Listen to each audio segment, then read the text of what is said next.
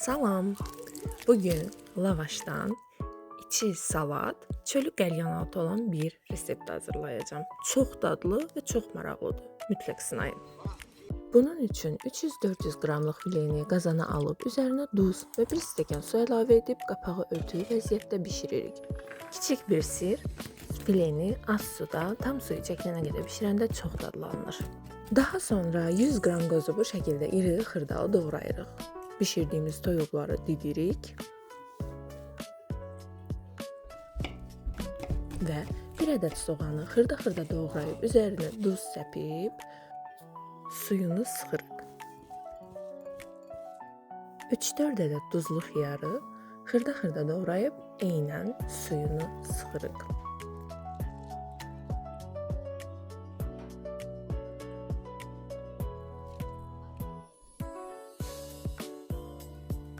...70-80 qramlıq Holland pendirini sürtkəcdən keçiririk və salatın tərkibinə əlavə edirik. Bu qarışıma duz, toz qarabibər və mayonez əlavə edib yaxşıca qarışdırırıq. Daha sonra lavaşların içərisinə bir miqdar hazırladığımız qarışımdan qoyub bükürük. Eynən birinci kimi bükülür. İstəsəniz qızarda, istəsəniz buzluqda saxlaya bilərsiniz. Buzluqda uzun müddət saxlamaq olur.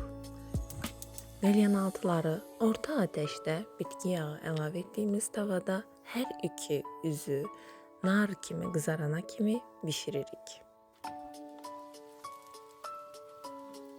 Çox dadlanır. Mütləq sınayın. Hazırlayacaq olan hər kəsə indidən nuş olsun.